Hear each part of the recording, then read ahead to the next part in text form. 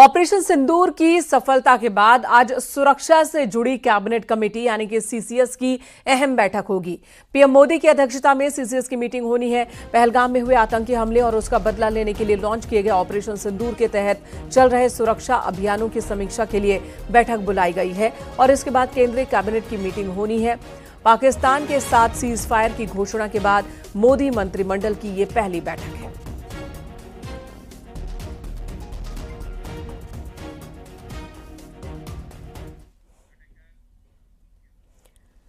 नोएडा वासियों के लिए बड़ी खबर। अगर आप सोसाइटी में रह रहे हैं, फ्लैट में रह रहे हैं तो अपनी बालकनी की दीवार पर गमले नहीं रख सकते। यह नियम तो पहले से है, लेकिन इसे अब सख्ती से लागू किए जाने का फैसला लिया गया है।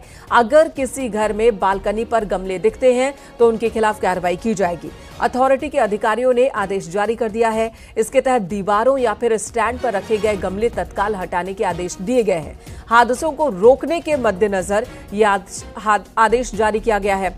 नियमों की अनदेखी पर सोसाइटी के पदाधिकारियों पर एफआईआर तक दर्ज होगी।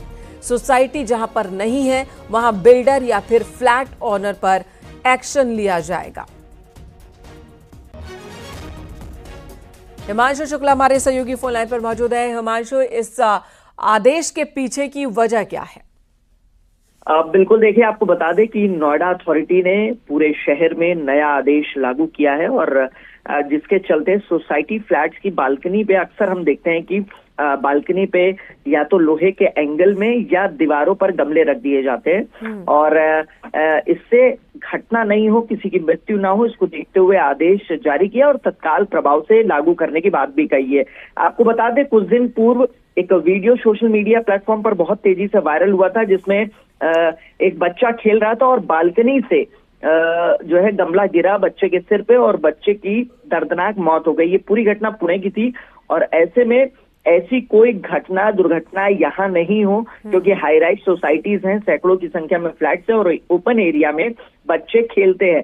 लिहाजा खासतौर पे ये हाई राइज सोसाइटीज में और जो बालकनी में गमले रखने की प्रथा है, इसको खत्म करने के उद्देश्य से नोएडा अथॉरिटी ने इसे लागू किया है और किसी भी व्यक्ति की जान ना जाए ऐसा आदेश जारी किया है और साथ ही अगर कोई लापरवाही होती है तो उसमें एफआईआर का भी प्रावधान रखा गया है। ठीक है, धन्यवाद हिमांशु इस वक्त जानकारी देने के लिए। तो नोएडा के लोगों के लिए बड़ी खबर है कि अब आप बालकनी की दीवार पर एंगल में या फिर दीवार के ऊपर गमले नहीं रख सकते। इसे लेकर यह नियम जारी कर दिया गया है।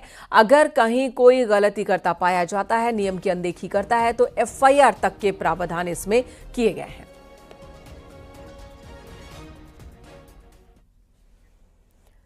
और आपको लिए चलते हैं देहरादून। वहां पर भी तिरंगा यात्रा की शुरुआत हो रही है। सीएम पुष्कर सिंह धामी इस वक्त संबोधित कर रहे हैं यात्रा को।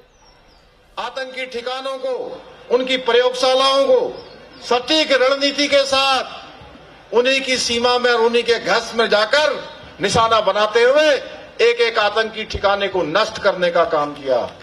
हमारी सेनाओं ने अद्वितीय संयम, रणनीति और पराक्रम का परिचय देते हुए 9 बड़े आतंकी अड्डों को भी नष्ट करने का काम किया, जिसमें 100 से अधिक आतंकवादियों का खात्मा किया गया।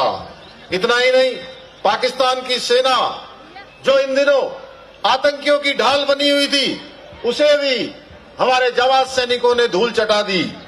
दुश्मन के एयरबेस, ड्रोन, फाइटर जेट, सब कुछ हमारी निर्णायक कार्रवाई के सामने चकनाचूर हो गए। भाइयों बहनों, आज पाकिस्तान को भली भांति समझ में आ गया है कि भारत की ओर उठी उसकी हर नजर उसके विनाश का कारण बन सकती है, उसका समूल नाश कर सकती है। इस संघर्ष में जहां एक ओर भारतीय वायुसेना ने सटीकता के साथ सीमा पार सर्जिकल स्ट्राइक को अंजाम देते हुए आतंकी ठिकाने को तबाह करने का कार्य किया, तो भली भांति समझ में एलओसी पर चट्टान की तरह खड़े होकर डटकर दुश्मन के प्रत्येक दुस्साहस को मुंह तोड़ जवाब देने का काम किया। इसके साथ ही भारतीय नौसेना ने हर समय निगरानी रखते हुए अपनी चौकसी से दुश्मन की हर आक्रामक कोशिश को असफल कर दिया। इसके साथ ही बीएसएफ, सीआरपीएफ, एनएसजी, आईटीबीपी सहित सभी सुरक्षा बलों ने इस अभियान में बहुत समन्वय के साथ, तालमेल के साथ एक अद्भुत उदाहरण प्रस्तुत किया। भाइयों बहनों, वीरभूमि उत्तराखंड के लगभग प्रत्येक परिवार से कोई सेना में है, कोई हमारे पैरामिलिट्री फोर्सों में, कोई अर्धसैनिक बलों में, कोई न कोई सदस्य सेना में जरूर होता है। मैं भी स्वयं एक सैनिक का बेटा हूं।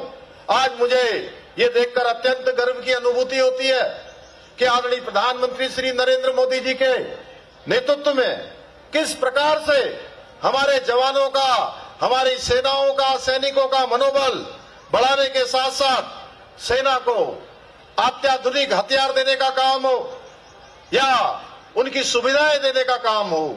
लगातार 2014 में प्रधानमंत्री के रूप में काम करते हुए श्री नरेंद्र मोदी जी ने सेना को वो सारी सुविधाएं देने का काम किया है जो देश की आजादी के बाद से कोई भी सरकार दे नहीं पाई थी। आज इस अभियान से भारत ने ये सिद्ध कर दिया कि जहां हम एक और रक्षा के क्षेत्र में भी आज आत्मनिर्भर बन रहे हैं, वही भारत में नवीन निर्मित तकनीकी से युक्त स्वदेशी हथियारों और मानव संसाधन अन्य किसी भी देश के हथियारों और कई गुना अधिक आज रक्षा के क्षेत्र में कारगर सिद्ध हुए हैं। इस अभियान के दौरान भारत में निर्मित आकाश मिसाइल, अत्याधुनिक S-400 सिस्टम जैसे हथियार हमारी सुरक्षा का अवैध कवच बने हैं।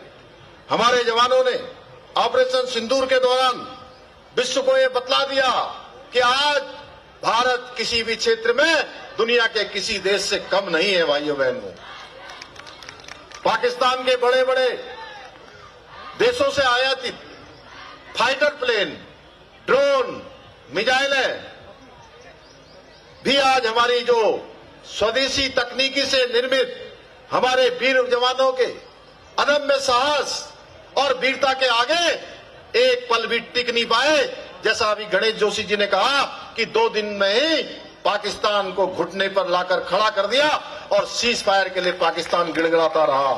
भाइयों बहनों, दुर्भाग्य है कुछ लोग जो पहले भी डी एस्केलेशन की रट लगा रहे थे, उन्हें अब भारत की ऐतिहासिक विजय भी रास नहीं आ रही है। मैं आज के इस अवसर पर जहां जन जन आज देहरादून की सड़कों पर है, मैं कोई राजनीतिक बात नहीं करना चाहता, परंतु आप सब भली भांति परिचित हैं कि भारत पर आतंकी हमले पहले भी हुए हैं, लेकिन तब आदरणीय प्रधानमंत्री जी ने अब स्पष्ट कर दिया है कि भारत पर हुए हर आतंकी हमले का जवाब निर्णायक कार्रवाई के द्वारा दिया जाएगा।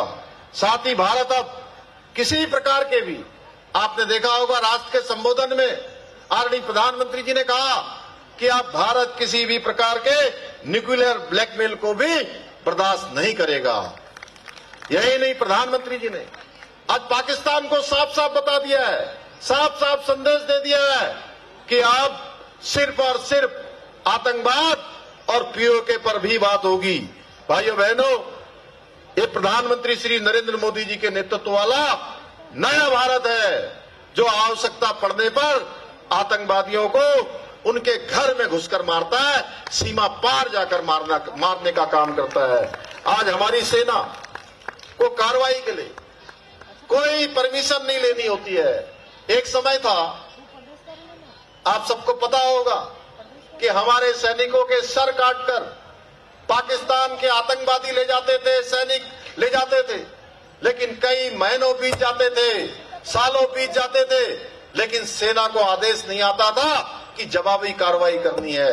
लेकिन प्रधानमंत्री मोदी जी के नेतृत्व में नया भारत अब दुश्मन की एक एक गोली का जवाब गोलों से और तोपों से देने का काम करता है। आज के इस अवसर पर मैं आप सभी से आह्वान करना चाहता हूं, आप सभी मिलकर भारतीय सेनाओं के अद्वितीय शौर्य के प्रतीक ऑपरेशन सिंदूर की इस ऐतिहासिक विजय को प्रतिवर्ष मनाएं और अधिक से अधिक लोगों को हमारे वीर सैनिकों के द्वारा जो दिखाए गए साहस, पराक्रम और रणनीतिक कौशल से परिचित कराएं। इन्हीं शब्दों के साथ एक बार फिर से आप सब इतनी बड़ी संख्या में आज पधारे, आज सब पद यात्रा में शामिल हुए हैं। आपने देश के सैनिकों का आज प्रोत्साहन किया, सम्मान बढ़ाया, उनका अभिनंदन किया। और ये संदेश दिया कि देश का जन जन भारत की सेना के साथ है, भारत की एकता अखंडता के साथ है। हम सब मिलकर आज हमने जो एक ऐतिहासिक पद यात्रा की है, निश्चित रूप से मैं राज्य का मुख्य सेवक होने के नाते आप सबको बहुत धन्यवाद देता हूं कि प्रातःकाल से ही समझ में नहीं आ रहा था कि सड़कों पर आज किधर जाना है यही पता नहीं लग रहा था। इतना जन समुद्र सड़कों पर था। हमारी माताएं, बहनें, बड़े बुजुर्ग, नौजवान, विद्यार्थी और सामाजिक संगठनों के लिए जन जन ने आज इसमें प्रतिभाग किया है। एक बार फिर से सबका धन्यवाद करते हुए और पुनः हमारी सेनाओं के वीर जवानों को। यहां रुकेंगे एक ब्रेक के लिए। खबरें ब्रेक के बाद भी जारी हैं।